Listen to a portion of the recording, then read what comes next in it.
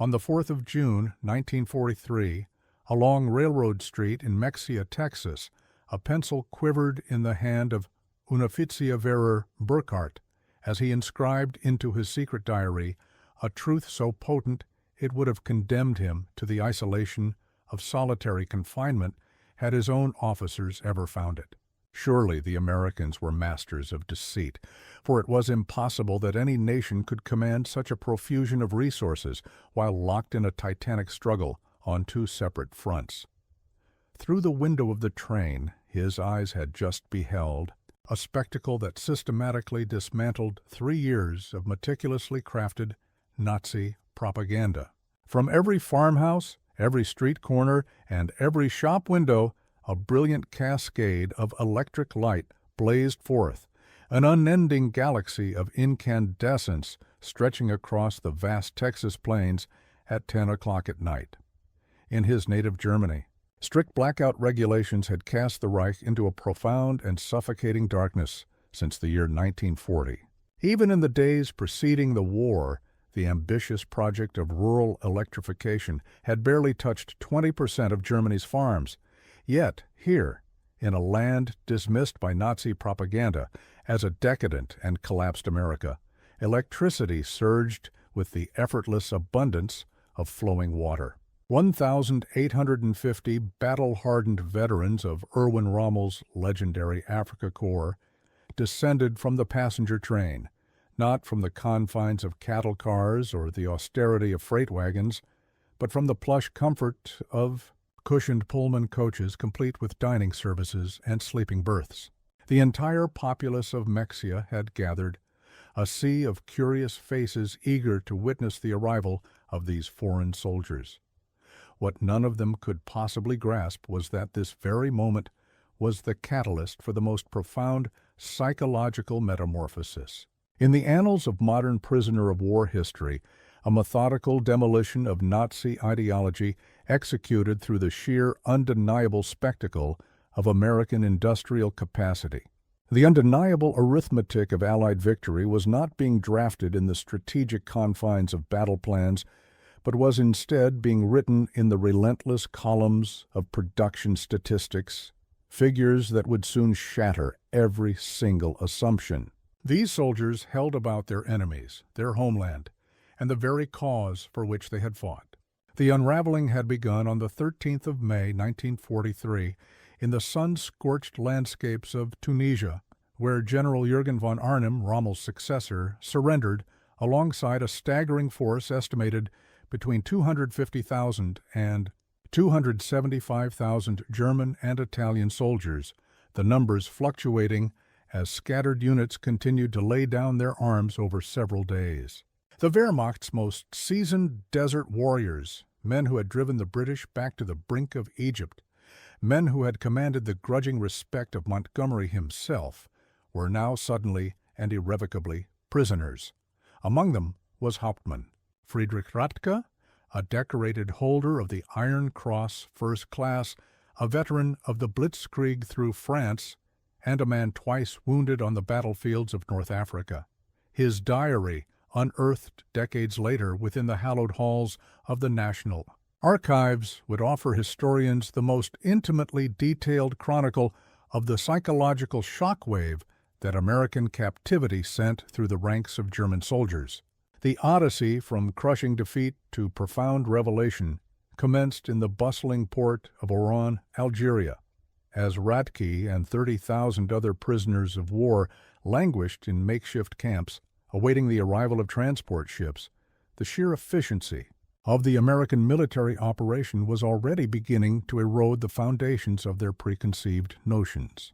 The U.S. Army processed thousands of captured men daily, demonstrating an organizational precision that eclipsed anything the Wehrmacht had managed, even at the zenith of its power, with identity cards being photographed and meticulously filed, medical examinations swiftly completed, inoculations administered, and the rights guaranteed by the Geneva Convention articulated in fluent German by American officers who had been specifically trained for this pivotal moment.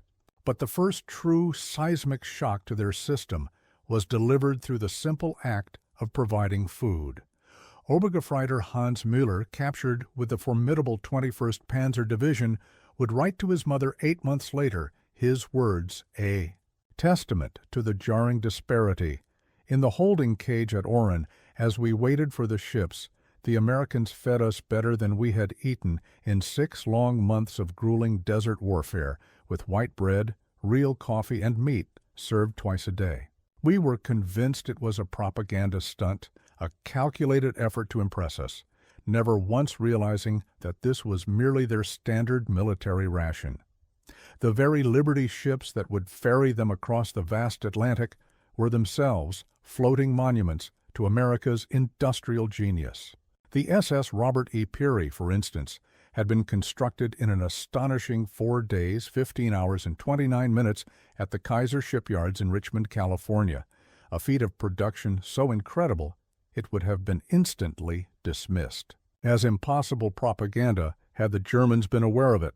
These vessels, churned out at a breathtaking rate of 3 per day during the peak of production, were returning from their vital mission of delivering supplies to the European theater, and rather than sailing back empty, they now carried a human cargo, transporting up to 30,000 prisoners of war per month by the summer of 1943. The 2-week voyage across the Atlantic in July of 1943 served as the second critical phase in this psychological demolition. Feldwebel Kurt Zimmermann of the 90th Light Division maintained a detailed account, a narrative that survived in the Ward letters he sent to his family after his eventual repatriation. The ship's crew, he observed with a sense of disbelief, disposed of more food waste each day than his entire company had received in their weekly rations during those final, desperate months in Africa. The American sailors, Zimmerman wrote, would casually discard half-eaten steaks, entire loaves of bread, and gallons of milk that had simply sat for too long. They did this openly, without a second thought, not as a means to mock us, but because to them this staggering waste signified nothing, for their supply was truly limitless.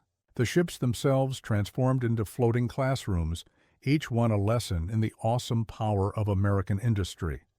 The prisoners soon discovered that the vessel carrying them was just one of 2,610 Liberty ships that would be built throughout the war, each one a complex assembly of 250,000 individual parts sourced from components manufactured across 32 different states. The engines, they learned from the talkative American guards, were constructed in 3 separate factories, each facility producing powerful 900 horsepower cylinders that were then assembled in ports that had scarcely existed just 2 years prior. Lieutenant Colonel Wilhelm von Stobern, a man hailing from an aristocratic Prussian family that had served in every German war since the era of Frederick the Great, would later reflect in his memoirs, "As our ship drew near the American coast, I watched the radar antenna rotating tirelessly above the bridge. This advanced technology, which we believed only we, and perhaps the British, possessed in very limited quantities, was standard equipment on a common cargo vessel." It was in that moment, he confessed, that he first began to suspect that Germany had already irrevocably lost the war. On August 2, 1943, at the Norfolk Naval Base in Virginia, the very first glimpse of America shattered the last lingering fragments of Nazi propaganda that spoke of American industrial frailty. The Norfolk base was a sprawling behemoth covering 4,300 acres, its docks stretching for miles into the distance, its forest of cranes loading and unloading dozens of ships simultaneously. In a single day, this one port handled a greater tonnage of cargo than the entire German port of Hamburg could manage in a full week.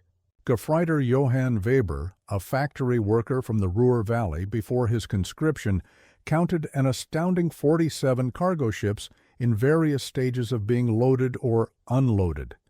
Each crane, he meticulously noted in his secret diary, effortlessly lifted loads that would have demanded the labor of a dozen men and horses back in Germany, and they moved with the smooth, continuous power of electricity, free from the choking coal smoke that perpetually suffocated our industrial cities.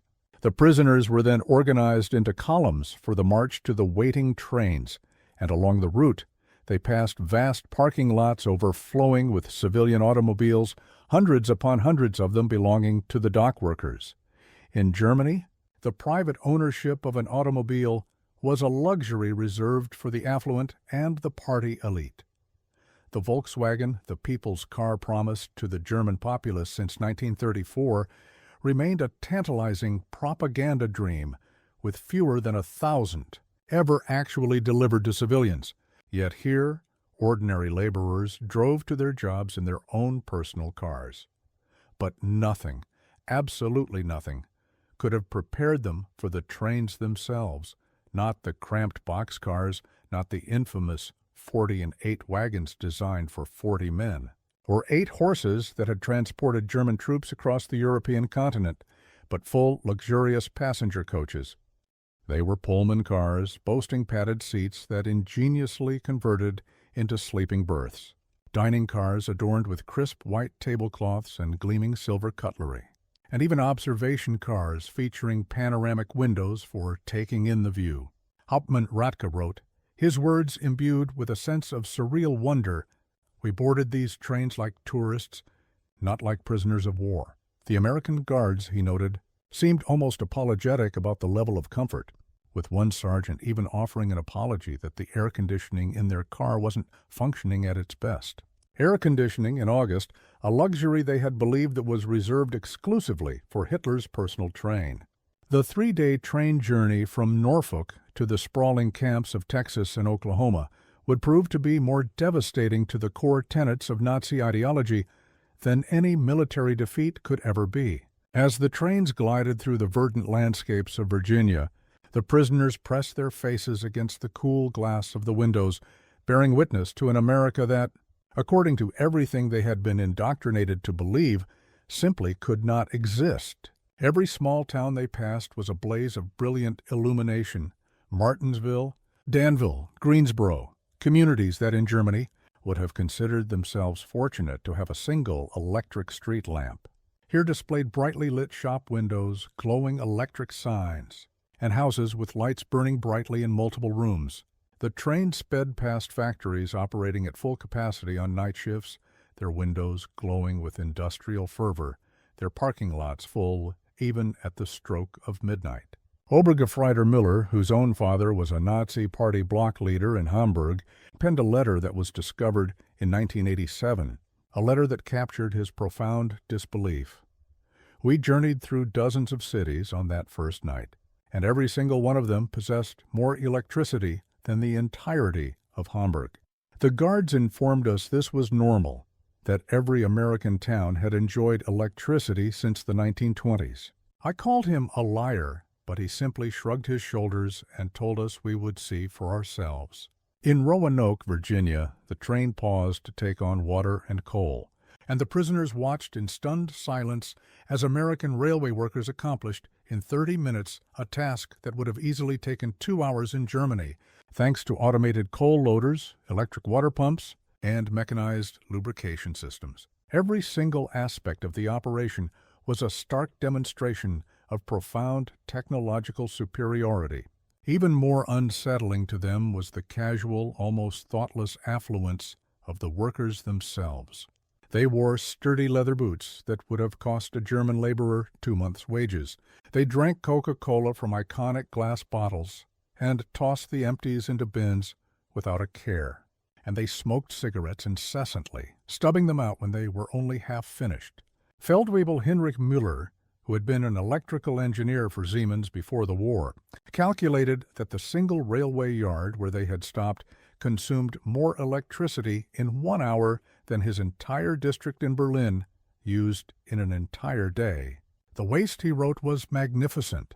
They left lights burning in empty buildings, and electric fans ran in vacant rooms, a display of carelessness born from the certainty of infinite resources. As the trains crossed into the states of Tennessee and Kentucky, the prisoners were confronted with the full, awesome spectacle of American industrial power. Through their windows they gazed upon an endless parade of factories, each one larger than anything most of them had ever witnessed in Germany. The Alcoa aluminum plant in Tennessee stretched for 3 miles along the river, its electric furnaces consuming a staggering 175,000 kilowatts of power, more than the entire city of Munich. Near Louisville, the train slowed as they passed the Rubber Town complex, a place where synthetic rubber plants had seemingly sprung from empty fields in just 18 months. 4 massive facilities, each employing thousands of workers and producing 800,000 tons of synthetic rubber annually. Germany, despite having invented the process, had never managed to produce more than 120,000 tons in its most productive year. Oberleutnant Erich Hoffmann, a chemist from the industrial giant IG Farben, grasped the implications instantly. In a post-war interview, he recalled, "I knew those plants. I could see the distillation columns, the catalytic crackers. Each facility was more advanced than anything we had ever built, and there were 4 of them in this one location alone." They told us, he added, that there were dozens more scattered across the country. The trains rolled past Ford's legendary Willow Run plant just outside Detroit, a structure so immense it was visible for miles.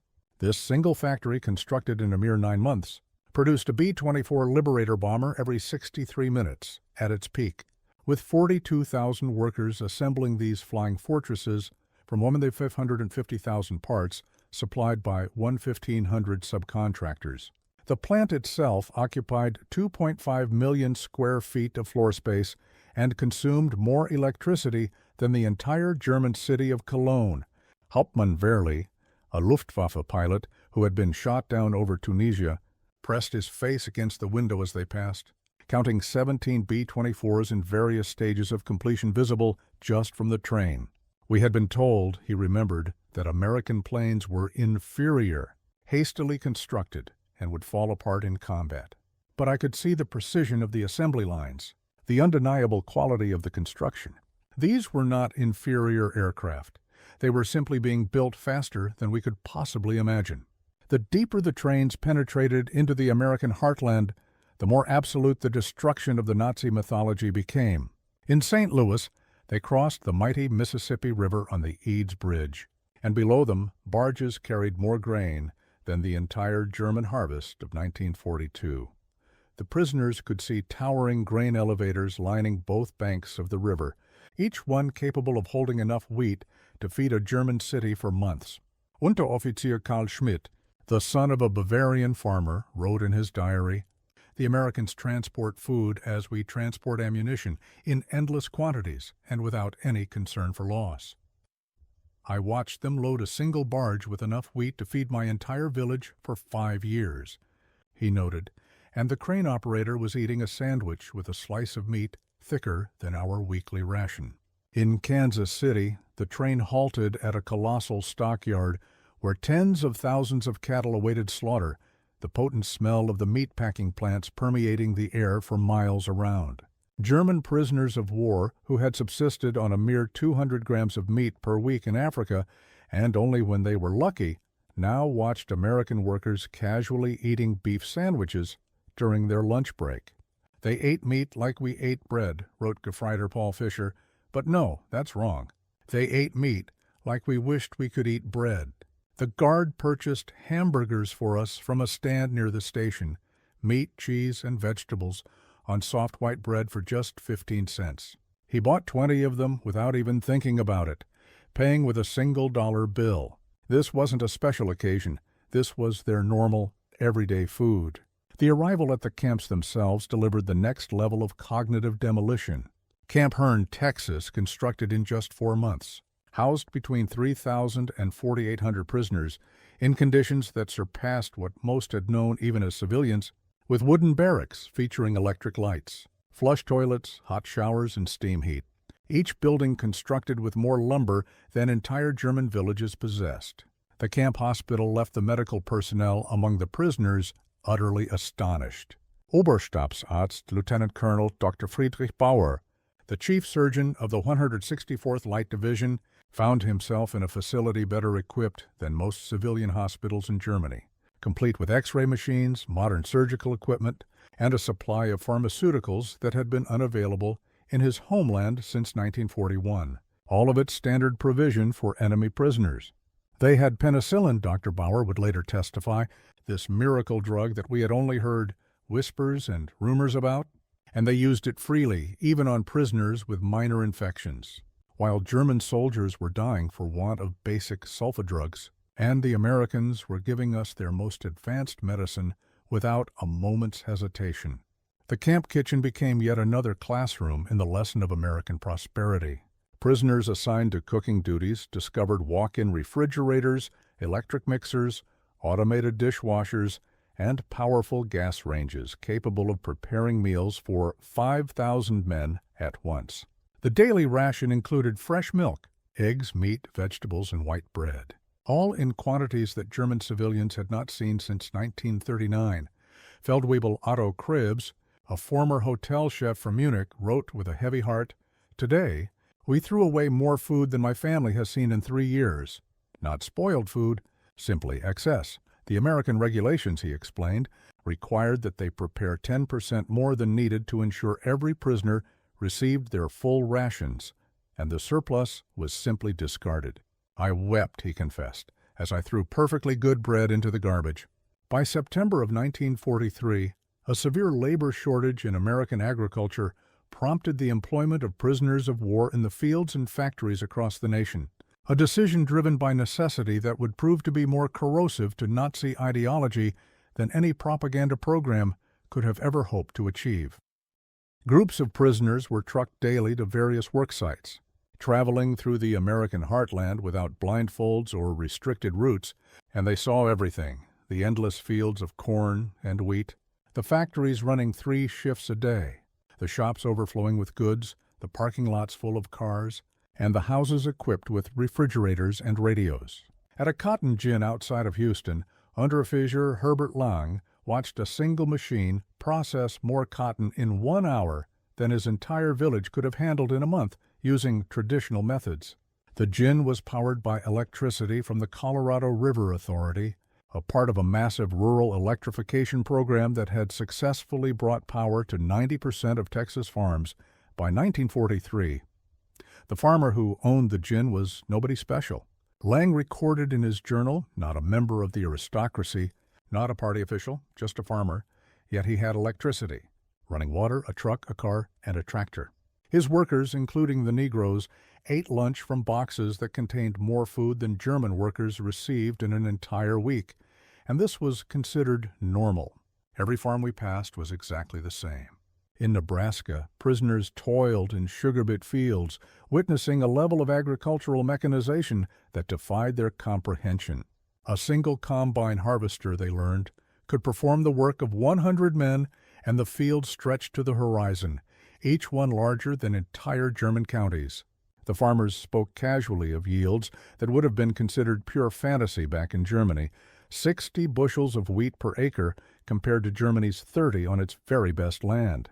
Gefreiter Wilhelm Hoffmann, working on a farm outside of Scottsbluff, wrote, "The farmer's son, a boy of 16, drove a tractor worth more than everything my father had earned in his entire lifetime.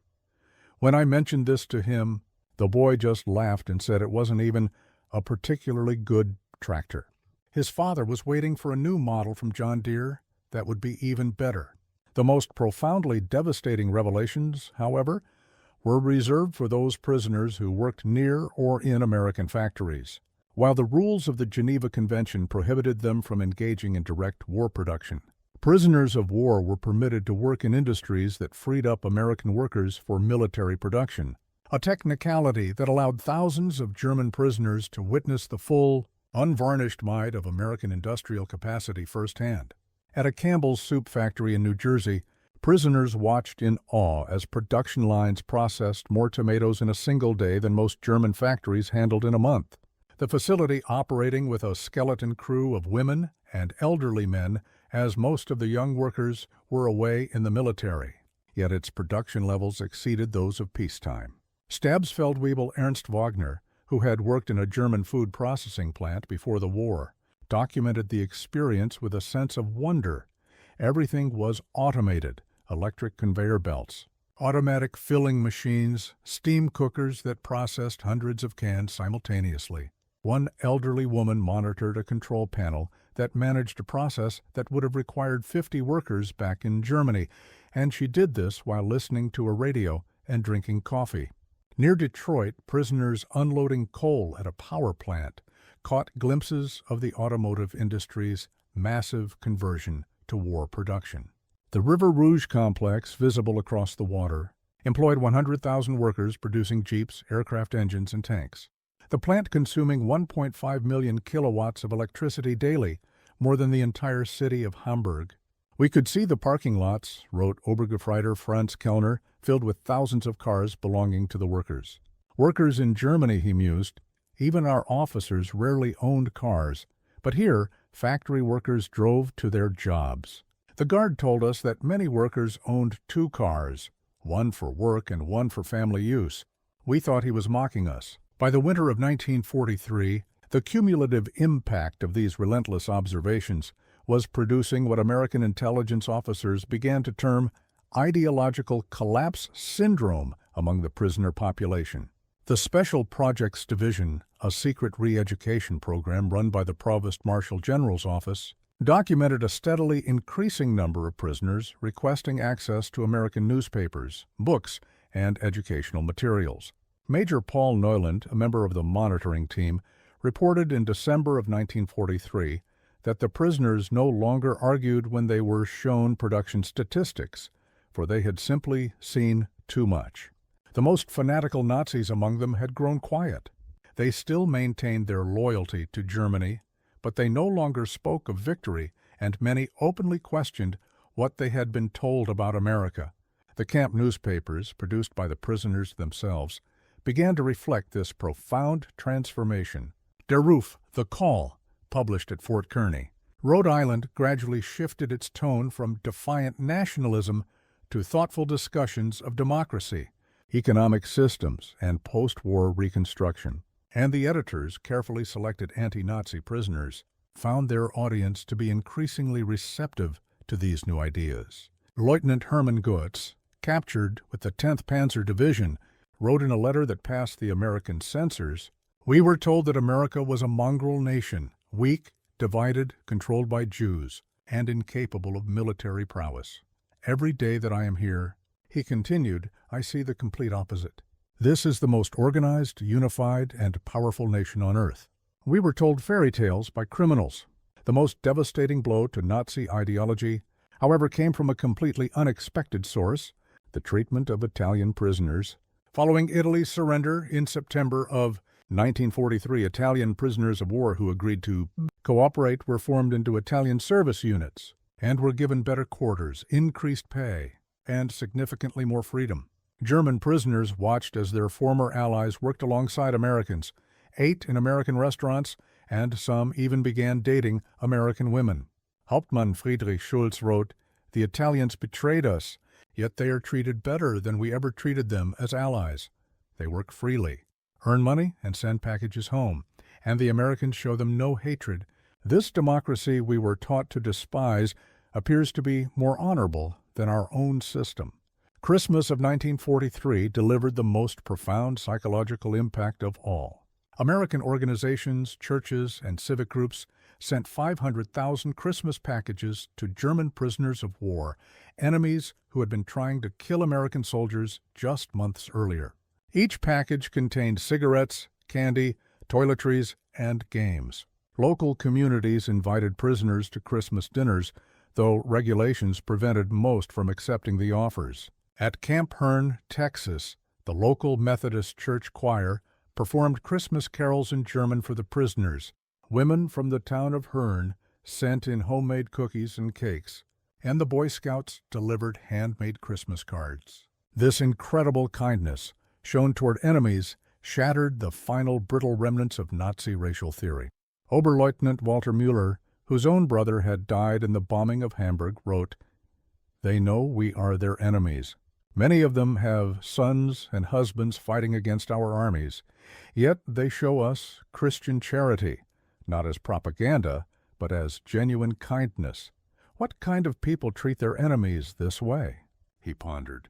Only those who are absolutely certain of their victory and completely secure in their power. The Christmas feast itself defied all comprehension. Turkey, ham, mashed potatoes, gravy, vegetables, pies, and ice cream, all in quantities of food that Germany had not seen since before the First World War. The prisoners ate until they were physically sick, unable to comprehend such a lavish expenditure of resources on their enemies. "We ate like kings," wrote Feldwebel Hanser, "better than German generals eat, better than party leaders eat, and this was not a special occasion." The guards told us this was a normal American Christmas dinner, that every American family was eating the exact same meal. If they can feed their prisoners this way, he wondered, what must their own soldiers eat? By early 1944, over 40,000 German prisoners were enrolled in a wide array of educational programs, studying English, American history, mathematics, and the sciences.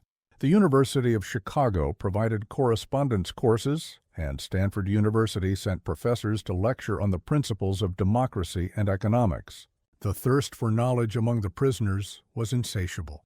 Men who had been told that Americans were uncultured, barbarians, discovered libraries filled with millions of books, universities that welcomed students from all social classes, and a level of scientific research that led the world.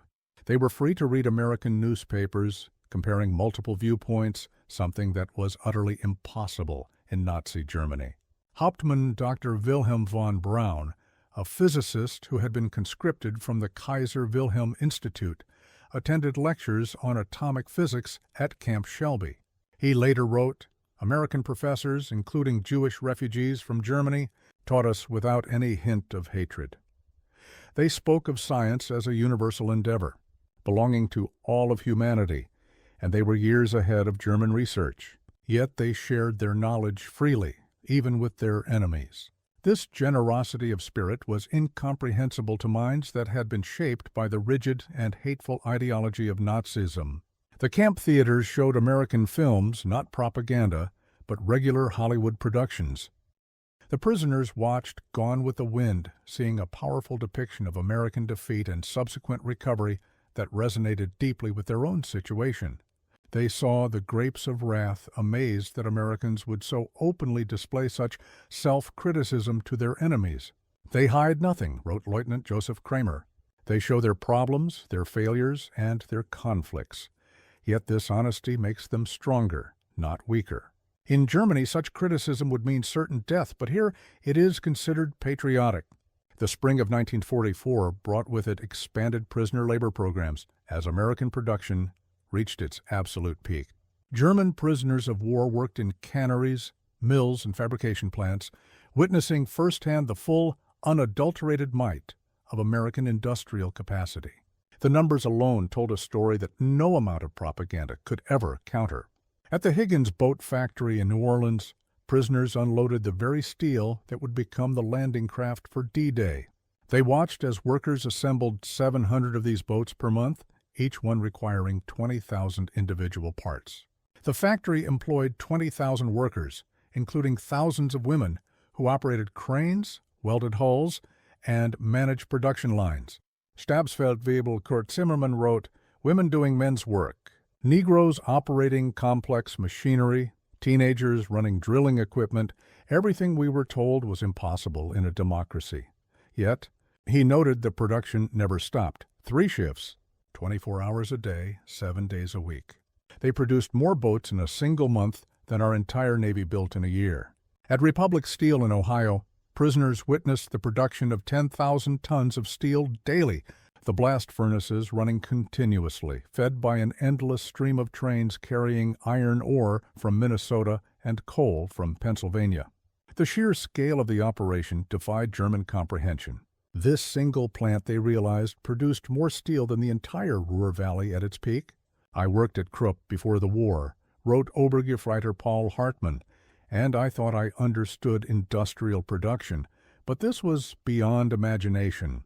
They wasted more steel in spillage than we could produce, and the workers complained about overtime while producing quantities we couldn't achieve with slave labor and double shifts." The summer harvest of 1944 provided the final decisive demolition of the Nazi propaganda that had spoken of American weakness. German prisoners worked all across the Midwest, witnessing an agricultural output so vast it could feed the entire world. In Kansas, they watched wheat harvests, where single farms produced more grain than entire German provinces, as combines moved across the fields like ships sailing across an ocean of gold, each one harvesting 100 acres per day. The grain elevators they filled could hold more wheat than Germany imported in an entire year. Unteroffizier Franz Weber, a farmer from East Prussia, wrote, "One American farmer with machinery does the work of 100 German farmers. They showed me aerial photographs of the wheat fields," he said, thousands of square miles of grain. They could lose half their harvest and still have more than all of Europe combined. In California's fertile Central Valley, prisoners picked fruit in orchards that stretched beyond the horizon. They watched in disbelief as perfectly good fruit was discarded for minor blemishes, fruit that would have been treasured back in Germany. Entire crops were sometimes plowed under simply to maintain prices, a concept that caused a psychological breakdown among prisoners hailing from a hunger-ravaged Germany. They destroyed food to keep prices stable, wrote Gefreiter Otto Schultz. Mountains of oranges bulldozed into pits because they had too many. We begged to be allowed to send them to Germany, to our families, but the guards, though sympathetic, explained it was impossible. The waste itself was strategic, a proof of their unlimited resources. On June 6, 1944, when news of the Normandy invasion finally reached the camps, the German prisoners experienced their final, irrevocable ideological collapse.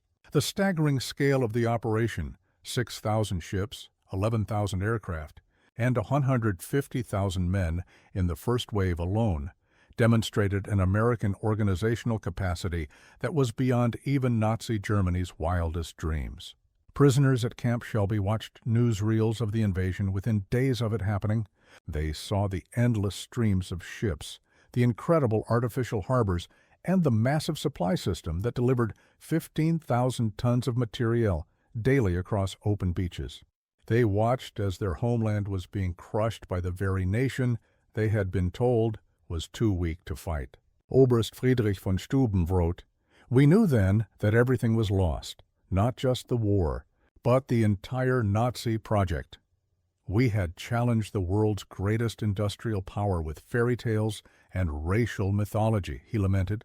"We sent horses against their trucks, rifles against their automatic weapons, and courage against their unlimited resources." Throughout their long captivity, the German prisoners experienced something that challenged Nazi ideology more profoundly than any material wealth could: American humanity. Despite the relentless propaganda that had depicted Americans as weak and sentimental, the prisoners of war discovered a people who were secure enough in their own strength to show mercy. When Gefreiter Hans Miller's son died in the Hamburg bombing, the American camp commander personally delivered the Red Cross message and offered his sincere condolences. When Lieutenant Paul Fisher's wife wrote that she was struggling to feed their children, American church groups sent food packages to her in Germany, to enemy civilians, in a nation that America was actively bombing. They separated the German people from the Nazi regime, wrote Hauptmann Otto, and they said they were fighting Hitler, not the German people. This distinction, which at first had seemed like mere propaganda, proved to be genuine. They were preparing us to rebuild Germany after the war, not to destroy it. The medical treatment they received particularly affected the prisoners. German doctors worked alongside American medical staff, learning new techniques and using advanced equipment, and prisoners received operations that would have been available only to the elite in Germany. Mental health treatment, a concept virtually unknown in the Wehrmacht, was provided to soldiers who were traumatized by the war. Dr. Friedrich Bauer wrote, "They treated attempted suicides with counseling, not punishment. Prisoners who suffered from mental breakdowns received therapy, not beatings. This humanity shown toward enemies revealed a strength we never understood," he concluded, "the quiet confidence of true power." By March of 1945, the secret re-education program had produced truly remarkable results. Over 25,000 prisoners had volunteered for courses on democracy. The camp newspapers were publishing articles about constitutional government, free markets, and civil rights, and discussion groups vigorously debated Germany's future after the war. The program's success exceeded all expectations, as prisoners who had arrived as fanatical Nazis were now writing essays about democratic reconstruction, and officers who had sworn a personal oath to Hitler were now planning how to implement American agricultural methods in post-war Germany. "We became missionaries for democracy," admitted Oberst Hermann Göring, no relation to the Reichsmarschall, in a 1975 interview, not through coercion or propaganda, but simply through observation. "We saw it work. We saw ordinary people living better than the German aristocracy, and we wanted that for Germany." The transformation was so complete that American authorities began to worry about the prisoners becoming too enthusiastic about American ways. Some requested to stay in America after the war, while others married American women they had met through prison correspondence programs. Thousands would eventually immigrate to America in the 1950s. April of 1945 brought the final horrifying revelation. As American forces liberated the concentration camps in Germany, the footage was shown to the German prisoners of war. Many refused to believe it at first, claiming it was propaganda, but the evidence was simply overwhelming. The testimony of American soldiers, the photographs, the newsreels, and eventually, the letters from Germany confirming the unspeakable horror. The psychological impact was devastating. Men who had maintained some semblance of pride in German honor despite their military defeat now had to face the complete and utter moral collapse of their nation. Everything they had fought for was not just defeated, but inherently evil. Hauptmann Walter Schmidt penned the most eloquent summary of their collective despair. "We thought we were warriors fighting for a great cause, but we discovered we were merely the tools of criminals. We believed we were bringing civilization to inferior peoples, but we found that we were the barbarians. The Americans we called weak and decadent showed us what civilization actually meant." As the war finally ended in May of 1945, the German prisoners of war faced their repatriation with a complex mixture of emotions. They had witnessed an America that completely contradicted everything they had been led to believe. They had eaten better as prisoners than they had as soldiers, and they had been treated with more dignity by their enemies than by their own government. The last months of their captivity were spent preparing for their return to a destroyed and divided Germany. American authorities provided vocational training, agricultural education, and political instruction. The prisoners learned about the Marshall Plan even before it was officially announced, understanding that America intended to rebuild rather than punish Germany. "They prepared us to rebuild our country," wrote Oberst Friedrich von Steuben. "They gave us skills, knowledge, and hope. They transformed defeated soldiers into future citizens." This incredible generosity from the victors was incomprehensible to minds that had been shaped by the vindictive ideology of Nazism. Between 1945 and 1946, 371,683 German prisoners of war were repatriated from American camps. They returned to a Germany that was divided, destroyed, and utterly destitute. But they brought back with them something incredibly precious, the knowledge of how a democratic industrial society functioned. The German prisoners of war who had experienced American prosperity became the unwitting agents of transformation in post-war Germany. They had seen industrial efficiency, agricultural productivity, and democratic prosperity firsthand, and they knew that reconstruction was possible because they had witnessed a society that had already achieved it. Many of these former prisoners rose to prominence in West Germany's reconstruction. Hans Kroll, who had been a prisoner at Camp Shelby, became the West German ambassador to the United States. Walter Hallstein, who had taught classes at Camp Como, became the president of the European Commission. Rüdiger von Weckmar, held at Camp Herne, served as the German permanent representative to the United Nations, and Eduard Ackermann, a prisoner at Fort Robinson, became a leader in German agricultural reform. They brought American methods to German industry, American efficiency to German agriculture, and American democratic ideals to German politics. The economic miracle of the 1950s was built, in part, on the knowledge gained in American prison camps. We learned that prosperity came from freedom, not from conquest, wrote Hans Kroll in his memoirs. We saw that democracy created wealth, that diversity brought strength, and that treating workers well increased production. These lessons, learned as prisoners, shaped the new Germany. Historians have since called the German prisoner of war experience in America one of the most successful re-education programs in history. Without coercion and without propaganda in the traditional sense, the sheer might of American industry and democracy converted hardened Nazis into future democratic citizens. The program succeeded because it relied not on words, but on observation. The prisoners saw American society functioning at its peak efficiency while simultaneously treating its enemies with dignity. They witnessed an industrial capacity that made German production look primitive, and they experienced a standard of living that exposed the promises of Nazism as hollow fantasies. Dr. Arnold Kramer, the leading historian on German prisoners of war in America, concluded, "America won the propaganda war not through clever messages, but through sheer reality. Every full meal, every electric light, every working toilet was a powerful argument against Nazism. The prisoners of war were converted by prosperity." The statistics themselves support this assessment. Of the 371,683 German prisoners of war held in America, fewer than 1% ever attempted to escape, with only 2,222 total attempts recorded. Post-war surveys showed that 95% of them rated their treatment as good or excellent, and, most remarkably, thousands maintained a correspondence with American families for decades after the war. In 1985, on the 40th anniversary of the war's end, surviving German prisoners of war held a reunion in Austin, Texas. Over 500 former prisoners returned to America, many of them bringing their families to show them where their profound transformation had begun. Former Obergefreiter Hans Wehe, who had been held at Fort Robinson, Nebraska, and later returned to become a physician in Georgetown, Maine, spoke at the reunion. Life in the camps, he said, was a vast improvement for many of us who had grown up in cold water flats in Germany.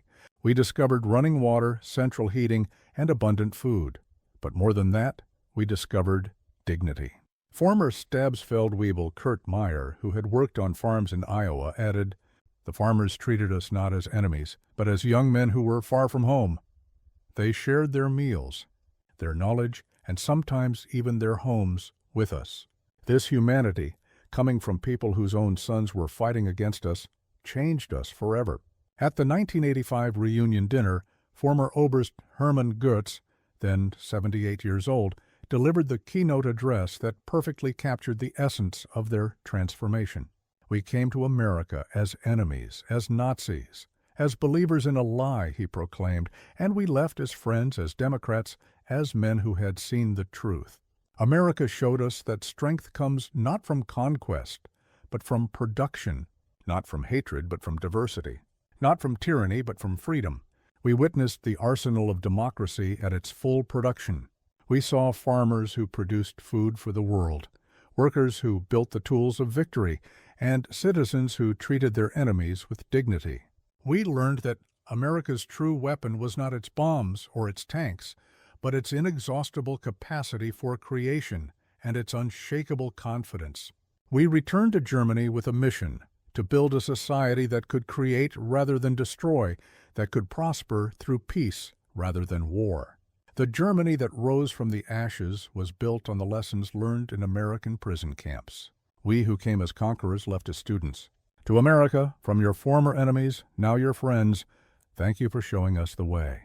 The auditorium erupted in a standing ovation, Americans and Germans together, former enemies united in their recognition of a transformation that had seemed utterly impossible when those first trains rolled into Texas back in June of 1943. The sheer magnitude of the German prisoner of war experience in America can be measured in a series of stark statistics that reveal both the immense scale of the operation and its remarkable success. In terms of camp infrastructure, there were over 500 camps spread across 45 states, with every state except Nevada, North Dakota, and Vermont hosting at least one. This included 175 main camps and 325 branch camps, built to house anywhere from 250 to 12,000 prisoners each, with construction completed in an average of just 90 days per camp. The prisoner population consisted of 371,683 German prisoners of war, part of a total of 425,871 Axis prisoners, with the peak population being reached in May of 1945. There was an average of 20,000 new arrivals monthly in 1943, a number that rose to 30,000 per month after D-Day, and 60,000 per month in the final months of the war.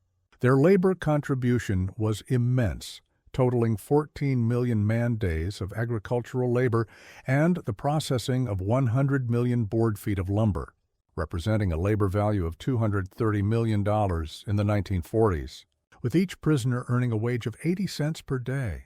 These prisoners filled critical labor shortages in 46 states. The escape statistics are equally telling. There were only 2,022 escape attempts from a population of over 371,000 prisoners, a rate of just 0.6%, with zero successful permanent escapes. Most escapees were recaptured within 24 hours, and no American civilians were ever harmed by an escaped prisoner of war. The educational programs were vast, with over 40,000 prisoners enrolled in educational courses. There were 135 camp newspapers published, 30,000 prisoners taking English classes, 15,000 in vocational training, and 8,000 taking university correspondence courses. In terms of post-war immigration, approximately 5,000 former prisoners of war immigrated to the U.S. after the war, and over 12,000 of them maintained a correspondence with American families, with the average duration of this correspondence being 31 years. Many returned as tourists or business partners.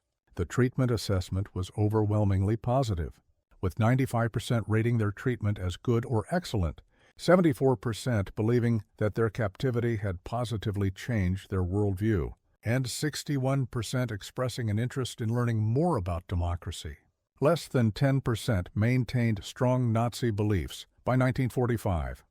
The German prisoners of war who experienced American industrial might didn't just witness history, they were profoundly transformed by it.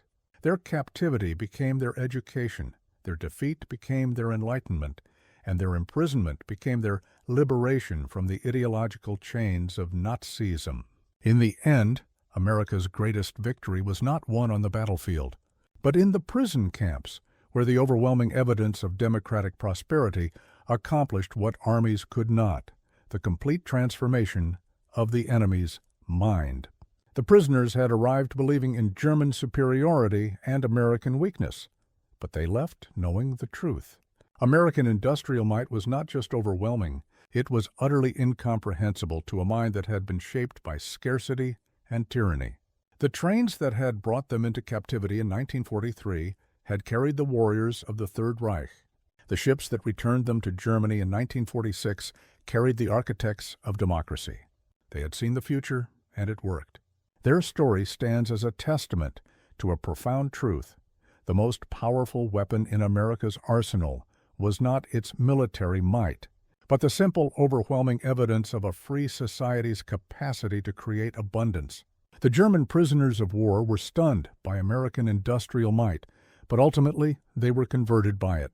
In their transformation lay the seeds of Europe's post-war redemption and the final definitive defeat of the Nazi dream. They returned to Germany not as defeated enemies, but as witnesses to what free societies could achieve. The economic miracle that transformed West Germany in the 1950s was built on foundations that were laid in American prison camps, where enemy soldiers learned that prosperity came not from conquest, but from freedom, not from racial superiority, but from human dignity, and not from totalitarian control, but from democratic cooperation. The German prisoners of war had arrived in America expecting to find a weak, divided nation on the verge of collapse, but instead they discovered an industrial colossus of unlimited power and surprising humanity. They had come as prisoners of war, but they left as witnesses to the arsenal of democracy at its absolute peak. In their awe at American abundance lay the psychological seeds of the Atlantic Alliance, the Marshall Plan, and the democratic reconstruction of Germany. They had seen America, and they would never be the same. Their children would grow up in a democratic Germany allied with the United States. A partnership built on the transformation that began when 5 of us 150 Africa Corps veterans stepped off a train in Mexico, Texas, and discovered that everything they believed was wrong. The story of the German prisoners of war in America is ultimately a story of redemption through revelation. It proves that sometimes the greatest victories are won not through destruction, but through demonstration. Not through propaganda, but through prosperity. Not through hatred, but through humanity. The German soldiers who witnessed American industrial might become the unwitting ambassadors of democracy, carrying back to their homeland the seeds of transformation that would bloom into one of history's most successful reconstructions. Their journey from Nazi warriors to democratic citizens remains one of the most remarkable transformations in modern history, accomplished not through force, but through the overwhelming evidence of what free people could achieve when they worked together. In the end, that was America's secret weapon, not just the ability to produce more tanks and planes than any nation in history, but the capacity to transform enemies into friends through the simple power of example. The German prisoners of war were stunned by America's industrial might, but more importantly, they were changed by it, and in that change lay the foundation for a better world.